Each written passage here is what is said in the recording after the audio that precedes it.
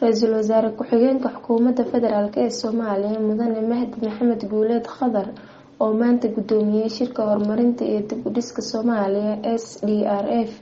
ayaa daahfuray siyaasadda qaran ee daryeelka bulshada. Ra'iisul Wasaare Ku-xigeenka ayaa munaasabadda furitaanka ka sheegay in siyaasaddan ay qayb muhiim ah ka tahay daryeelidda bulshada Soomaaliyeed oo baahi weyn u qabay siyaasad iyo mabaadi' lagu hago daryeeladooda. Mudane Mahdi Maxamed Guuleed ayaa wasiirka wasaaradda shaqaalaha iyo howlwadeenada wasaaradda shaqada iyo arrimaha bulshada uga mahadceliyay dadaalka ay geliyeen diyaarinta siyaasadda qaran ee daryeelka bulshada. Runtii maanta waxay noo tahay guul weyn in aynu daahfurayno siyaasadda daryeelka bulshada oo golaha wasiiradu muddo bil ah ka hor ku dhawaad uu ansixiyay ka dooday maantana ay noo maraysa meel aynu soo bandhigno daahfurno bulshada caalamka beesha caalamka la wadaagno shacabweynaha Soomaaliyeed la wadaagno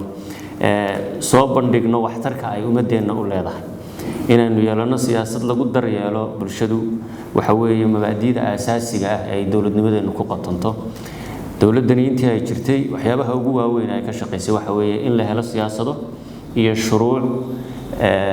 la diyaariyay oo lagu shaqeeyo dalku si hay'adaha dawladda loo dhiso loona adkeeyo. Siyaasad baa in hagaysa waxay wax ka taraysaa daryeelka caafimaadka ee danyarta, waxbarashada, pension in la abuuro iyo insurance in qofka shaqaalaha dawladda ama muwaadinka kale ee Soomaaliyeed waqtiga uu baahdo daryeel uu heli karo daryeel siyaasadii iyo shuruucdii lagu daryeelay inay jirto. Taasi waxay keenaysaa inuu shaqada dawladnimada ku soo hirto in dalkiisa uu aamino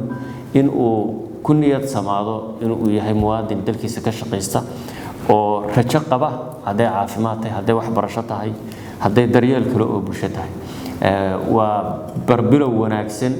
waa soo dhaweynaynaa hay'adaha qaramada midoobay dawladda Talyaaniga iyo Banka Adduunka iyo Midowga Yurub iyo cid kale oo kasta oo inaga gacan siinaysa bilowga hore laakiin waa waajib innaka ay nasaarin dawlad ahaan inaynu helno siyaasad daryeel iyo sharci daryeel iyo caymis muwaadinka Soomaaliyeed caafimaad waxbarasho iskuul bilaasha ay sidii dawladnimadu ahaan jirtay. Marka maanta meel bilow fiican baan ka bilownay meel fiican bay noo maraysaa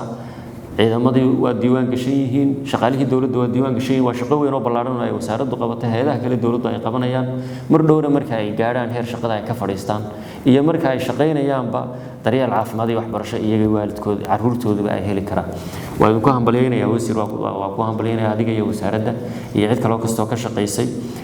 siyaasadda daryeelka bulshada si rasmi ah ayay inoogu furan tahay una daahfuranay maanta una daahfuran doonaa haddii Ilaahay yiraahdo. Hambalyo baan idin leeyahay. Golaha wasiirada ayaa bil ka hor meelmariyay siyaasadda qaran ee daryeelka bulshada ee maanta la daahfuray waxa ayna qayb ka tahay siyaasado kale oo xukuumadda meelmarisay oo loogu adeegayo ummadda Soomaaliyeed. Kawsar Cabdiraxmaan Axmed, Horseed TV, Nairobi.